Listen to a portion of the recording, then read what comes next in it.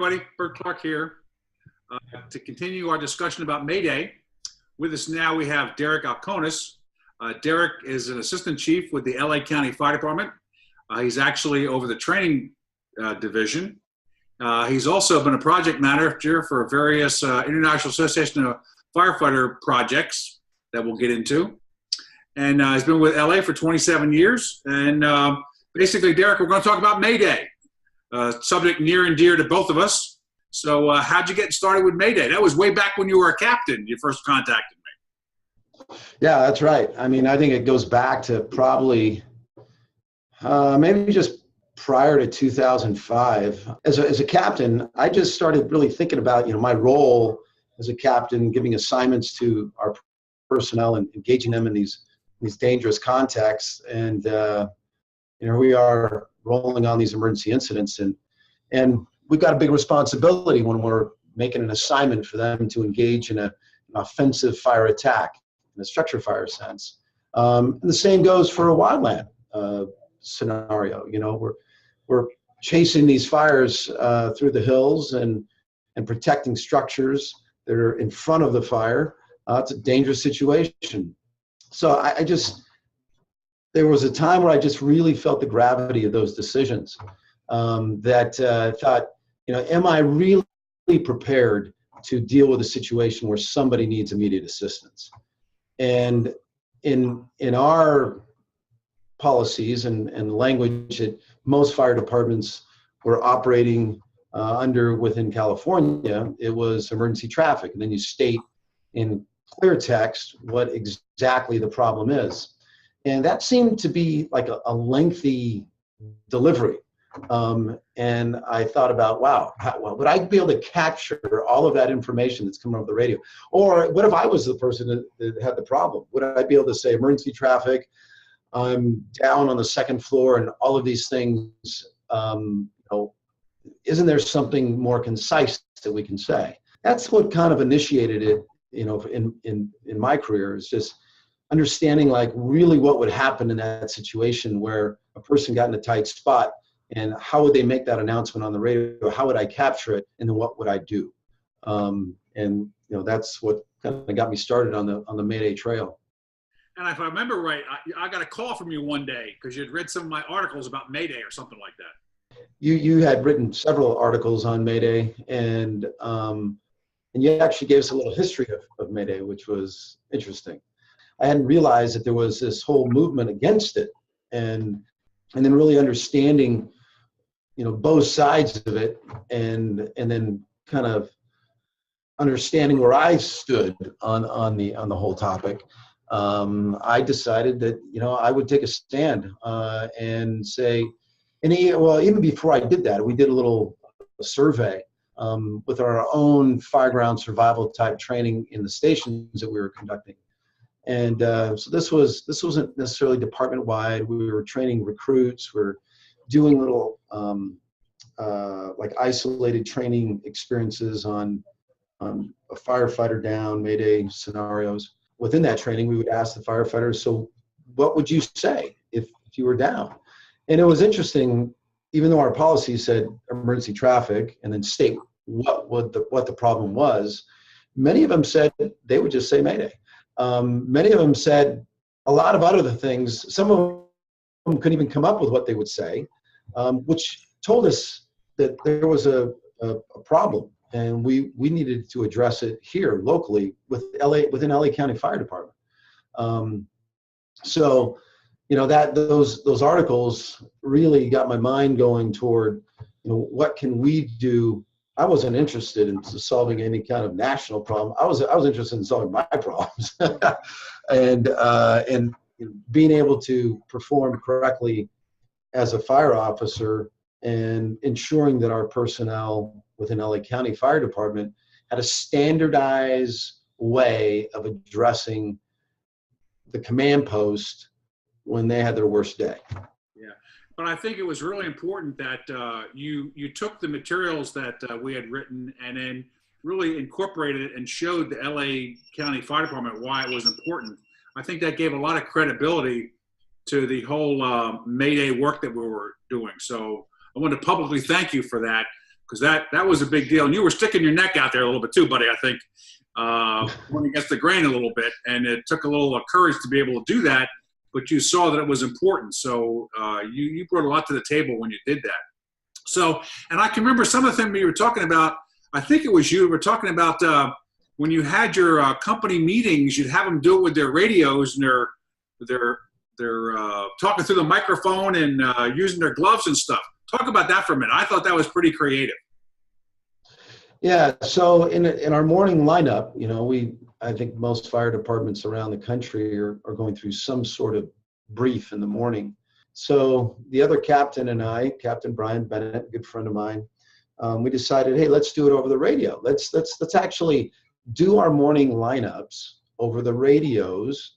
So while they're testing their equipment, and all firefighters are supposed to check their equipment, before they start their shift, we said, hey, we're going to be communicating with you while you're checking your equipment. And they all thought that was a little odd at first. And we said, well, we just want to exercise good radio traffic. And they didn't know that we were going to have somebody call a Mayday. And so in the course of them checking their equipment and acting as though it was an incident while they were checking their equipment, we had somebody hit the E-trigger and we go into the Mayday mode.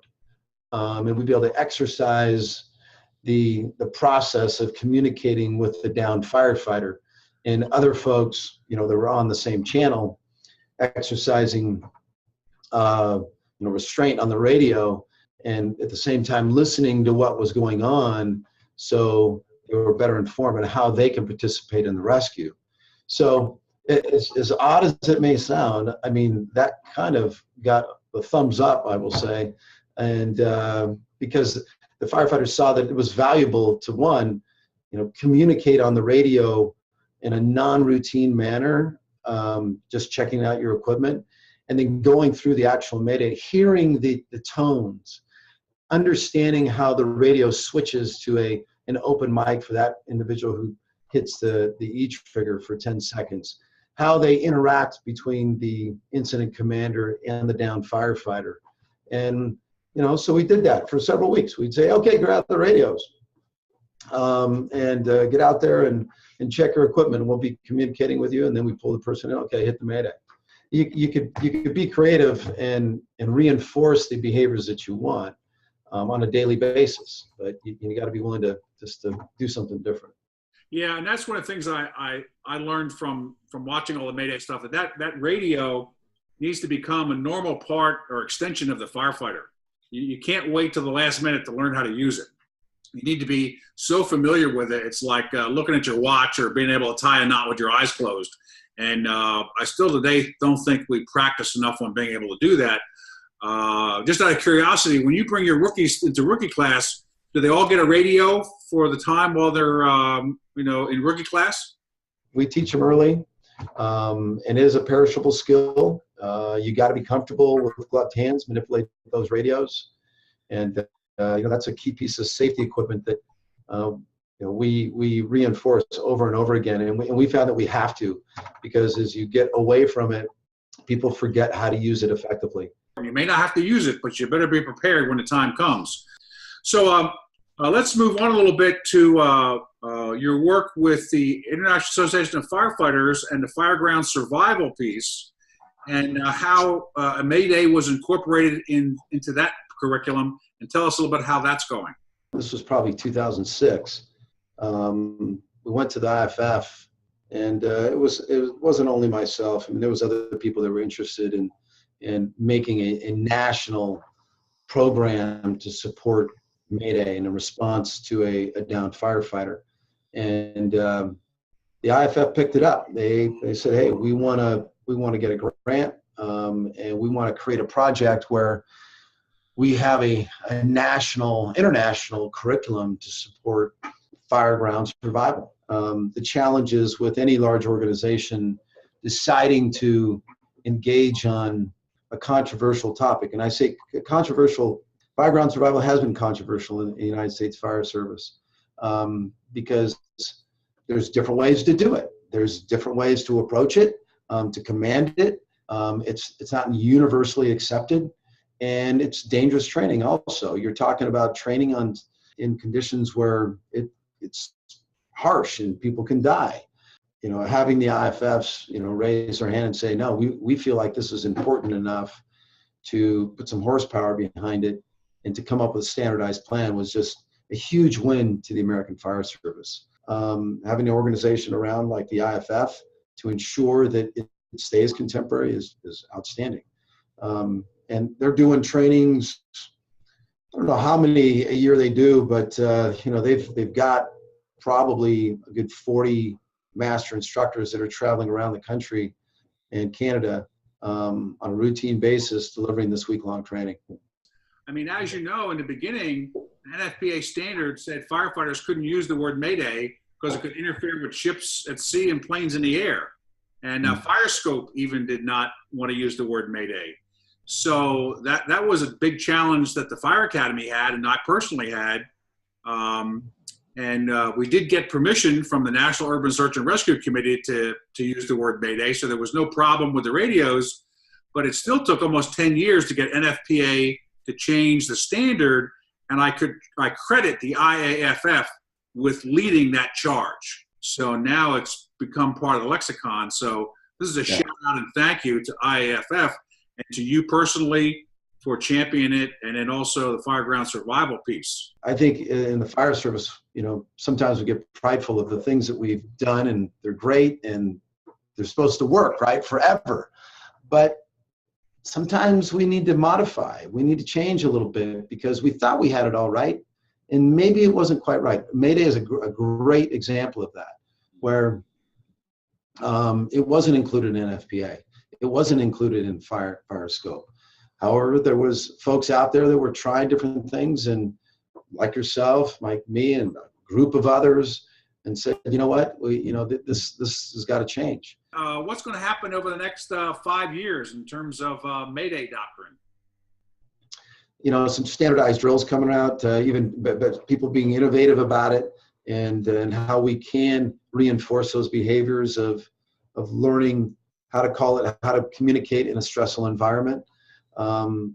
We have to continually refine that process, because as you listen to Maydays over the radio, some of which you can download from the internet, they're kind of still all over. There's maybe too much radio chatter, and learning how to communicate more effectively with short bursts of information, that's critical. And the other thing I think it's big with the Mayday instruction is learning how to keep yourself out of it, preventing the Mayday. That's one of the chapters that in fact it's the first chapter that they go through, and where you learn how to prevent that Mayday, how to understand fire better, especially in a structure fire setting, and how that Mayday could be prevented just by making better decisions on the front end of the incident.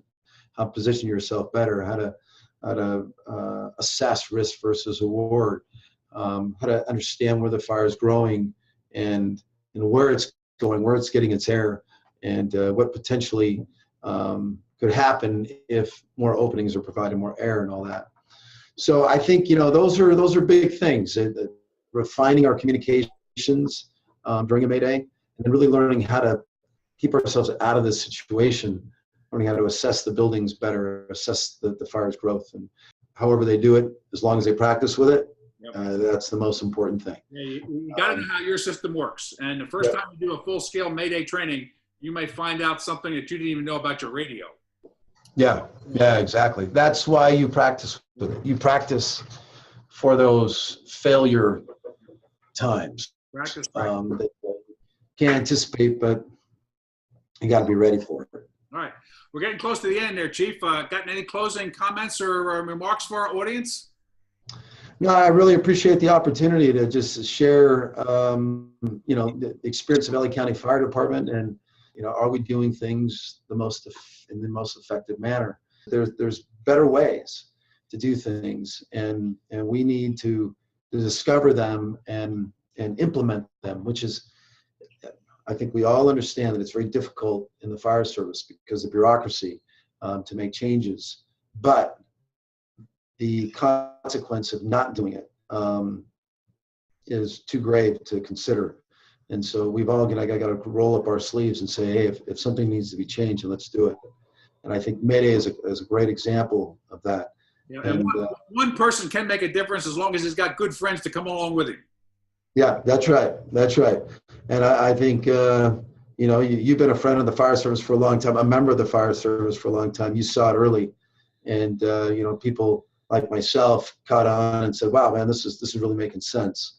And so I'm sure the younger generation of firefighters will come in behind us and see something to change. I certainly hope they do, to make the preservation of life and property and the environment even more effectively saved than it was in our generation.